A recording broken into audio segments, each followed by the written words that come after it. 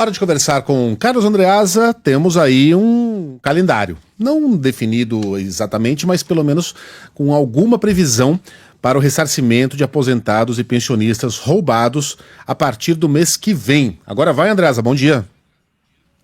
Vai, né, Megali? Vai, não tem alternativa. O ponto é, de novo, a forma como a coisa se organiza.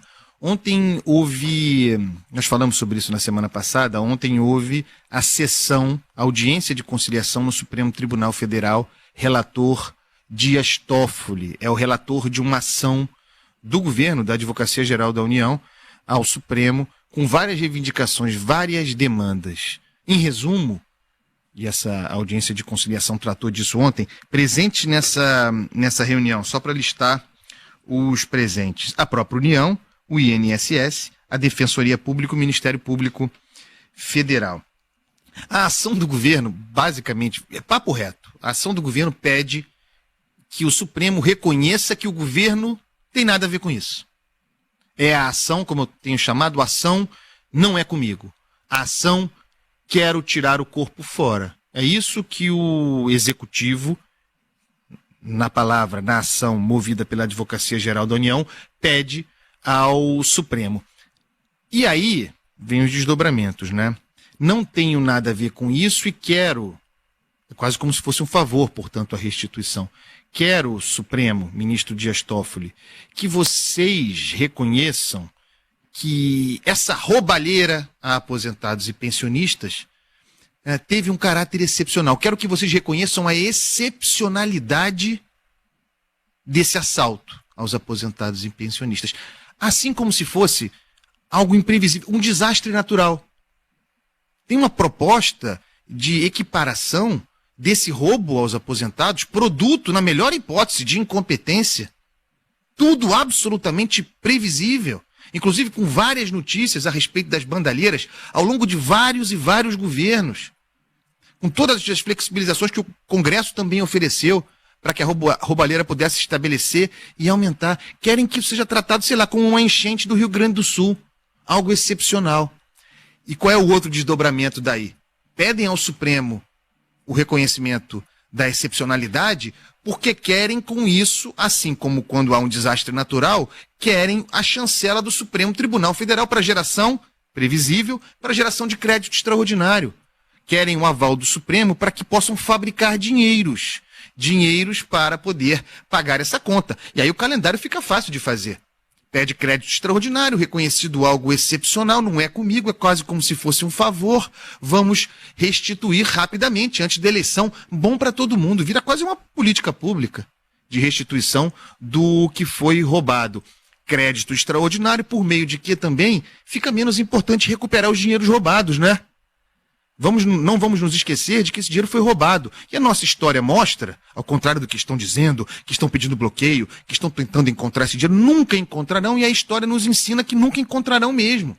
Então, gera o crédito extraordinário, o Supremo, vamos ver se autoriza, o Supremo autorizando, resolve o problema, esquece a recuperação desse dinheiro, o dinheiro não se verá mais.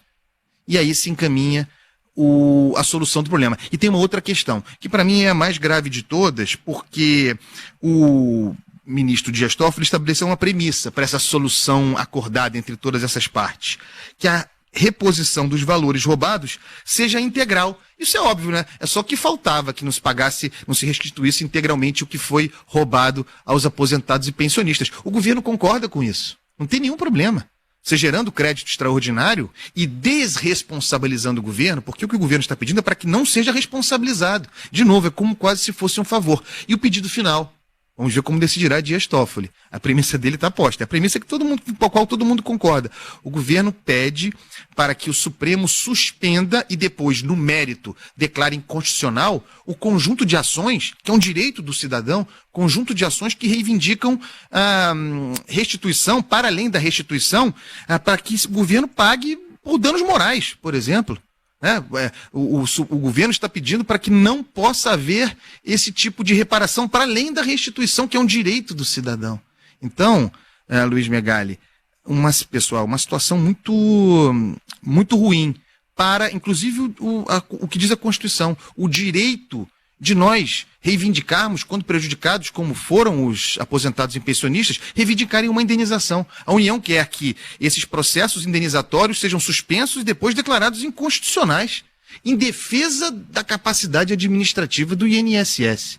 A palavra que eu tenho usado muito aqui é um esculacho. Vamos ver o que sairá dessa tentativa. De novo, o Supremo como uma casa de conciliação, né? O Supremo, que é o Tribunal Constitucional, fazendo negociações em busca de conciliação, não é o papel do Supremo Tribunal Federal também. Vamos ver o que vai sair daí, mas o pagamento vai sair, né, Megali? Claro que vai. A questão é a forma. Tem que sair. Olha, e hoje, mais uma vez, o Andreasa gentilmente concedeu aqui à nossa redação o direito de escolher a música. E aí, quem sempre se apresenta nessas ocasiões é o nosso Pablo Fernandes. Portanto, qual é a música, Pablo? Craque. É mais um hino do pagode, Belo, Reinventar. Ele adora Belo. Uhum. Quem não, né?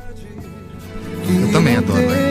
Arrasou, Pablito. Boa escolha, boa escolha.